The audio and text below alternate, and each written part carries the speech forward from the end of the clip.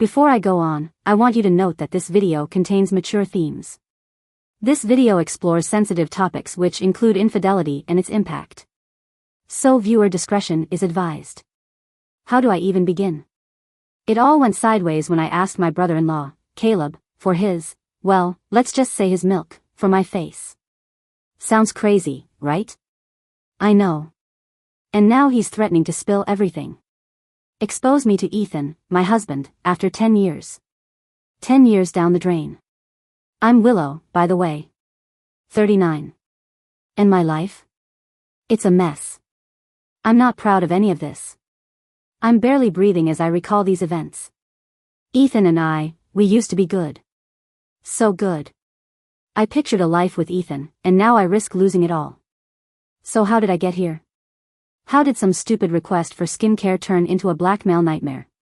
And with Caleb, of all people. It's just so twisted, I can't even believe this is my life. It's like a horror movie. The kind you can't look away from, even when you want to run screaming. I feel so disgusted by my own deeds, I really feel so disgusted. We're going to talk about all of it. The boredom. The frustration. The feeling of being completely invisible to the person who's supposed to love me the most. You will see, I have had little sexual success. The massage. Oh God, the massage. And the moment I was truly corrupted. Then the sugar deal. The stupid, desperate, sugar deal. And finally, the blackmail. The suffocating, terrifying blackmail that's about to wreck everything. I'm laying it all out. No holding back. Every dirty detail. Every shameful thought. If you're looking for judgment, you're in the wrong place. I'm just trying to figure out where I went wrong. And maybe, just maybe, find a way out of this alive. Ethan and I. Our early days? Magic. Straight up fairy tale. We were inseparable. Like magnets. I swear, people would roll their eyes when we walked into a room. We were that couple. The sickeningly sweet ones. I remember our first date. A dive bar. He spilled beer all down my shirt instead of screaming at him. We both laughed and that was it. We were hooked. Everything felt new and exciting. Every conversation, every touch, every glance. It was like the world was made of fireworks. We couldn't keep our hands off each other. Anywhere. Everywhere. Backseats of cars, movie theaters, his dorm room, my apartment, alleyways, you name it, we did it. The lust was ferocious. We couldn't breathe without wanting each other. It was insane. Wonderful insane. But then, time happened. Life happened. The fireworks started to fizzle. The explosions turned into little sparks. And eventually, just embers. We were still together, but the fire was gone. Or maybe it was just smoldering, hidden under a thick layer of ash. I don't know. I don't even think Ethan knew. The fight started small. Annoying little disagreements that we could usually laugh off. But then they got bigger. More frequent. More intense. Always about the same thing. Sugar. Or, more accurately, the lack of it. He just didn't seem to want me the way I wanted him. I craved passion. I craved intensity. I craved the feeling of being completely consumed by desire. But he just seemed content with the same old routine. The same old moves. The same old, everything. It wasn't that the sugar was bad. It wasn't. It was, fine. Technically proficient. Even enjoyable sometimes. But it lacked soul. It lacked fire. It lacked me. It felt like he was just going through the motions. Checking off a box on a to-do list. Have sugar with Willow. Done. 15 minutes. Tops. Once a week. Maybe twice if I was lucky. Lights off. Missionary position. Quick, efficient, and over. No foreplay. No afterplay. No connection. Just release. It scratched the surface of what I wanted. But underneath it, I hungered. I wanted to feel the intense desire I knew we used to share. I tried talking to him about it. I tried explaining how I felt. How I needed more. How I wanted to feel desired. He just didn't get it. Or maybe he didn't want to get it. He'd nod, say he understood, and promise to try harder. But nothing ever changed. I wanted him to rip my clothes off. I wanted him to whisper dirty things in my ear. I wanted him to look at me like I was the only woman in the universe. But he didn't. He couldn't. Or wouldn't. And that killed me a little bit more each time. It felt like I was the only one putting in any effort. Like I was the only one who cared. His lack of interest was starting to kill my attraction to him. Which, I know, is a horrible thing to admit. But it's the truth. I still loved him. I did. But the sugar part of our relationship. It was dying. Suffocating. And taking a part of me with it. The old days are gone and replaced by some sort of obligation.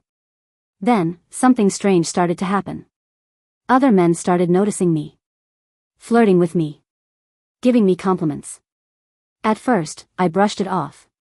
I'm not used to this. I was the plain girl. Always the bridesmaid, never the bride. Ethan was the looker. Everyone knew it. But then it kept happening. More and more. Younger guys, older guys, guys I worked with, guys I met at the grocery store. It was like I suddenly became visible. Desirable. And it gave me a rush. A thrill. A feeling I hadn't felt in a long time. And I ate it up. Every single bit of it. I know it's pathetic. I know it's wrong. I have never even thought of cheating. It's just that I've been so starved for attention that any sign of it feels like a banquet. I'm a human being, not a robot. So I started fantasizing. Constantly. About those other men. About what it would be like to be with them. To feel their hands on my body. To hear them whisper in my ear. To finally feel wanted. It was wrong. I knew it was wrong. But I couldn't stop myself. It was like a drug. A dangerous, addictive drug. And I was hooked. I was losing control. I felt myself withdrawing from Ethan. Emotionally. Physically. I was still there. But I wasn't really present. I was somewhere else. In a world of fantasy. A world where I was desired, loved, and happy. But the world wasn't real. This whole thing, it wasn't fair. It wasn't fair to Ethan. It wasn't fair to me. And it sure as hell wasn't fair to my pie. It was just a mess.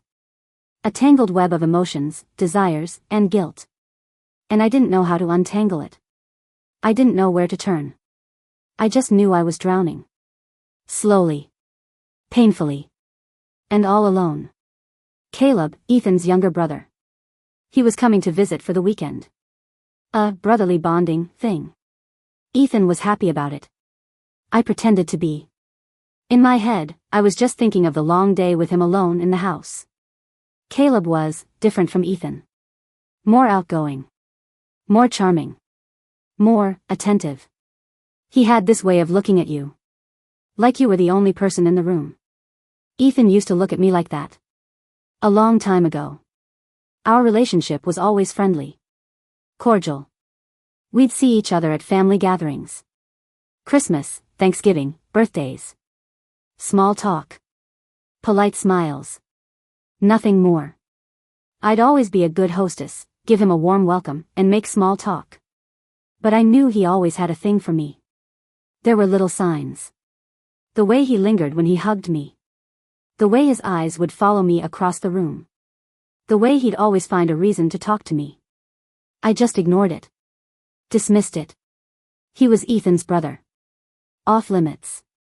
That weekend, Ethan had to work late on Friday. A big presentation. A make or break deal. He was stressed. Anxious. I felt bad for him. But I also felt a little relieved. A whole evening with someone else who isn't Ethan.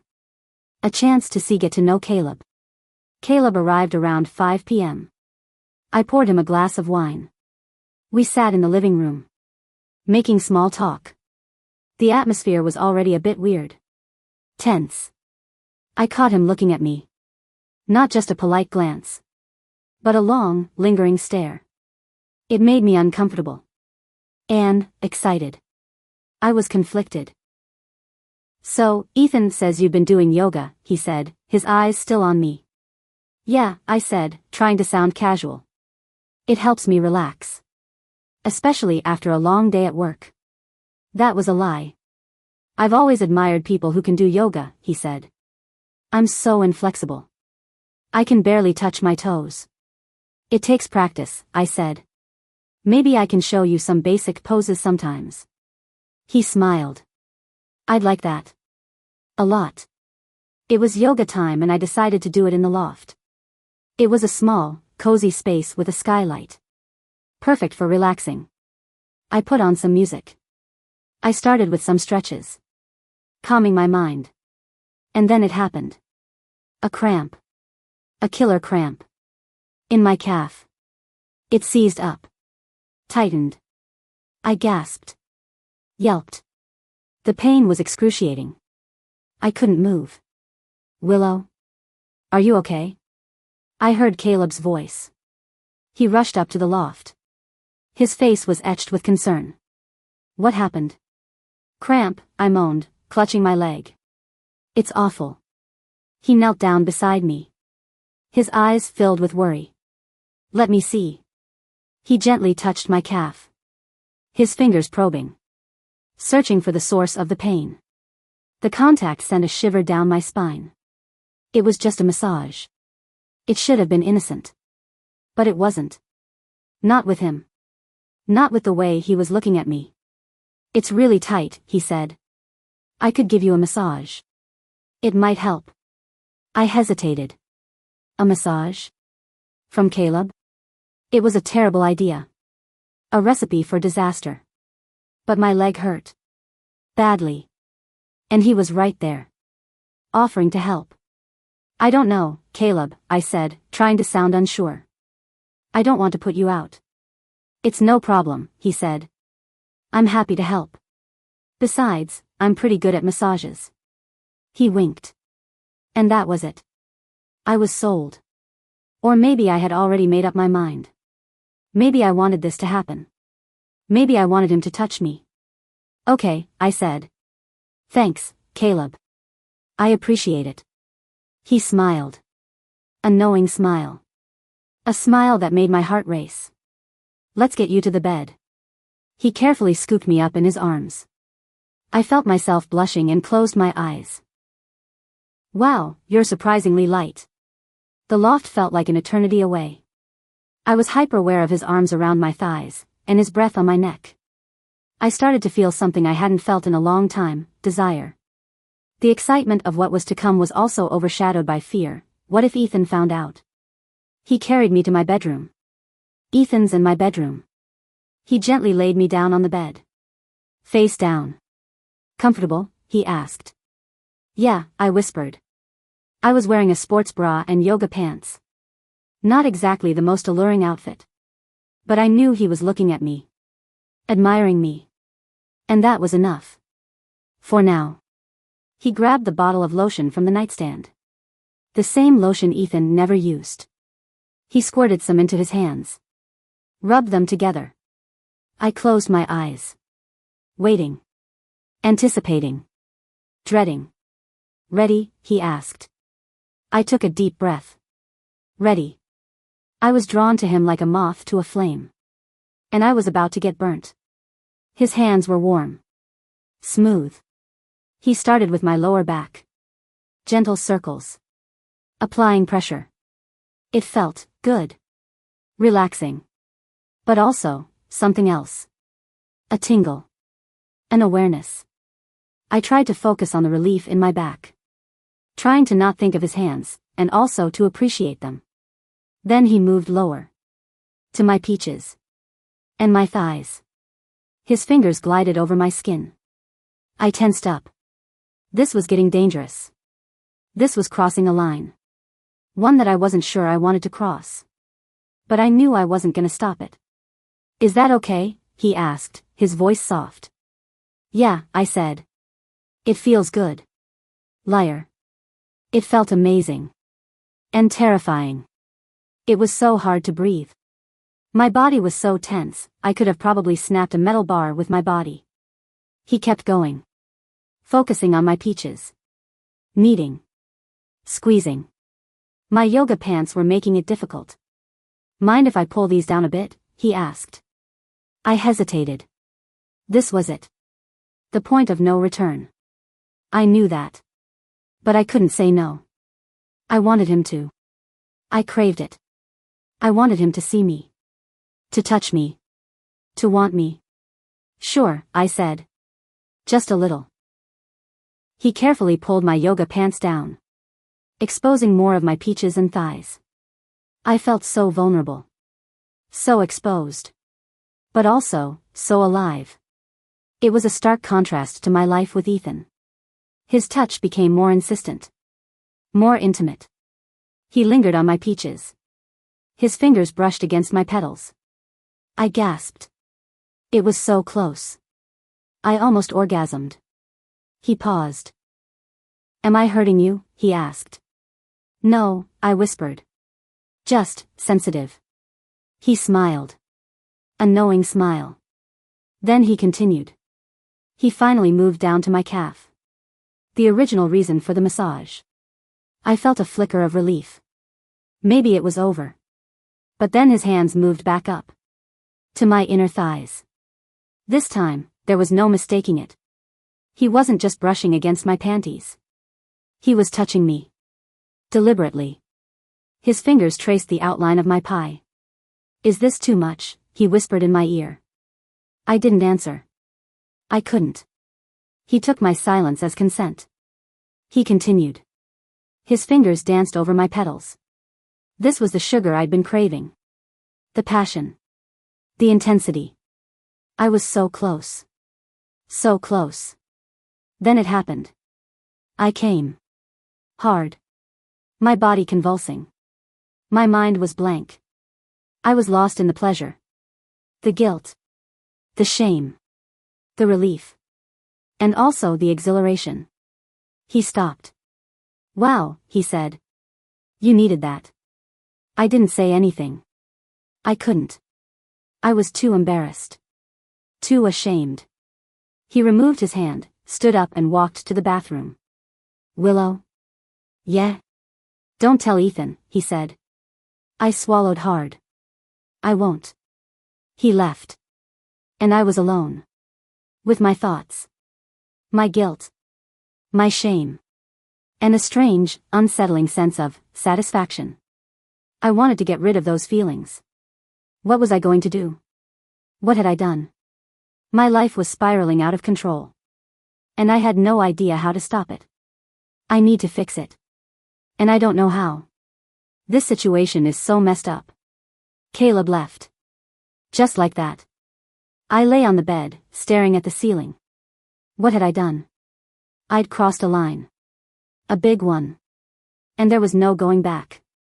The shame washed over me. Crushing. Suffocating. I couldn't even look at myself in the mirror. I started shaking and crying.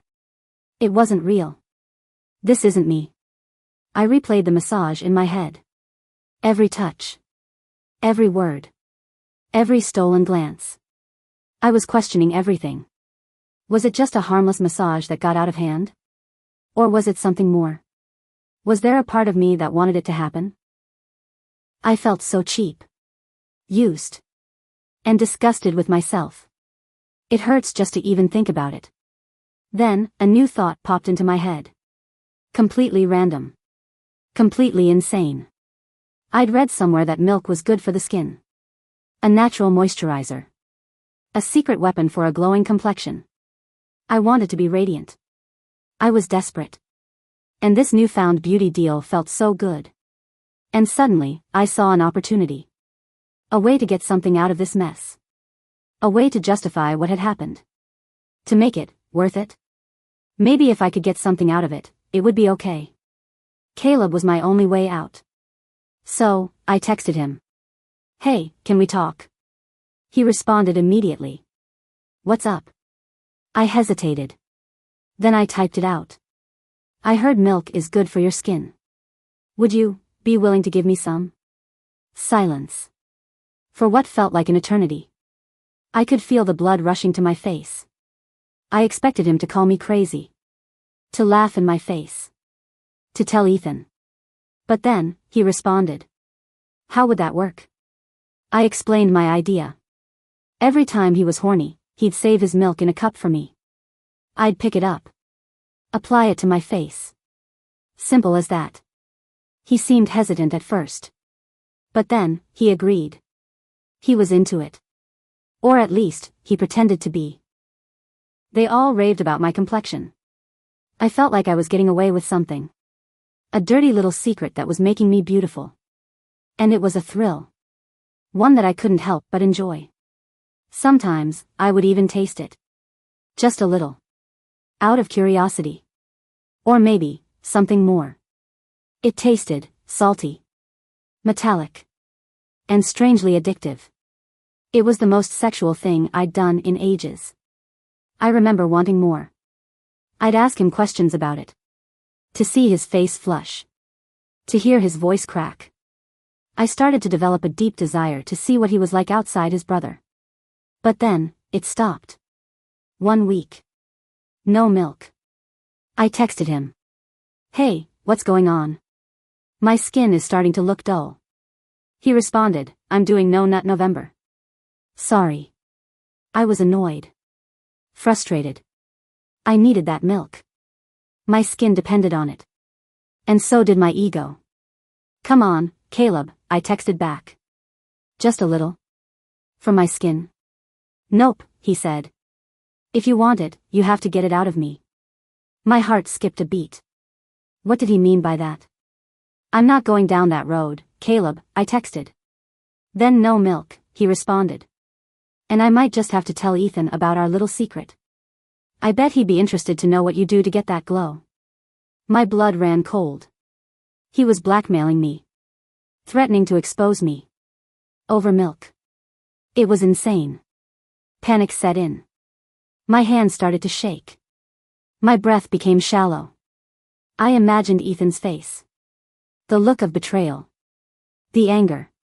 The disappointment. Our marriage would be over. My reputation would be ruined. I'd lose everything. All because of some stupid milk and his banana. I tried to reason with him. To plead with him. But he wouldn't budge. He wanted something in return. And he wasn't afraid to use my secret against me. I was trapped. Cornered. I saw no way out. The worst part? Ethan had been noticing the change in me. He kept saying I looked happier. More radiant. He was starting to get interested again. He even suggested trying new things in the bedroom. Maybe we could explore some of your kinks, he said. Spice things up a bit. I froze. My mind raced. I wanted to reconnect with him. I did. But I couldn't. Not with Caleb's threat hanging over my head. I was stuck between two worlds. The world of my marriage. And the world of my secret, dangerous desires. And both were about to collapse around me. I'm suffocating under the pressure. Ethan noticed. Of course, he did. He wasn't stupid. Maybe oblivious sometimes, but not stupid. He sensed something was off. The distance between us had grown into a chasm. The tension was so thick, I could barely breathe. I felt the guilt eating away at me. Willow, what's going on? He asked one night. We were in bed. Side by side, but miles apart. I didn't answer. I couldn't. You've been distant lately, he continued. Like you're not even here. Tears welled up in my eyes. He was right. I wasn't there. I was lost in my head. Drowning in my secrets. I don't know, I whispered. Is it me? He asked. Am I not enough? That was the last thing I wanted him to think. It wasn't him. It was me. I was the one who had messed up. No, Ethan, I said. It's not you. It's complicated. He sighed. I know things haven't been great lately, he said. But I want to fix it. I really do. You can even have a bit more sugar if you want. He reached out and took my hand. His touch was gentle. Tender. It used to make me melt. Now, it just made me feel guilty. I was thinking, he continued, maybe we could try some new things. Explore some of your kinks. Fantasies. My heart skipped a beat. That's what I had always wanted. But now, it was too late. Caleb's threat hung over me. A dark cloud that blocked out any hope of reconciliation. I don't know, Ethan, I said. I'm not sure that would help.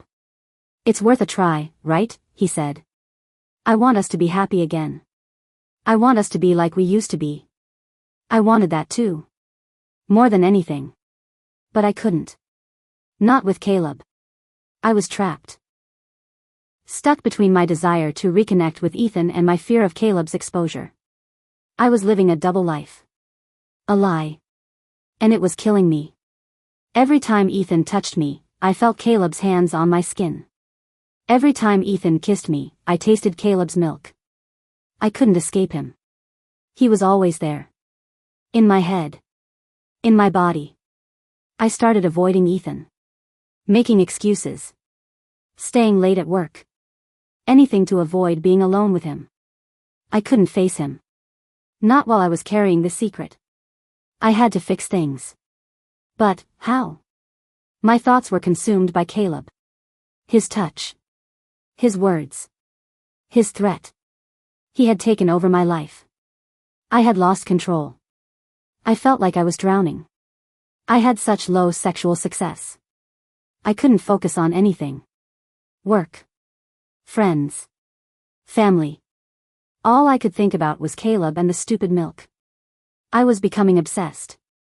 I started fantasizing about other men again. Even more than before. It was like a compulsion. I couldn't stop myself. I'd imagine them touching me. Kissing me. Wanting me. It was the only way I could feel anything. The only way I could escape the pain.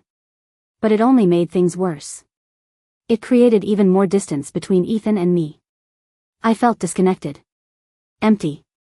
Numb. I stopped taking care of myself. I stopped exercising. I stopped eating. I just lay in bed. Staring at the ceiling. Waiting for the world to end. I was scared of breaking up. The regret. The shame. Or maybe just the beginning of the end. I honestly do not know. I still do not know what to do about the looming doom. It is scary as hell. Have you ever been in such a situation? If so, what did you do? Did whatever you did work? I want to hear your thoughts in the comments. Stay tuned because this story is far from being over. If you've made it this far, I know my story has struck a chord with you. Hit the like and follow buttons to turn on notifications. You won't want to miss what happens next.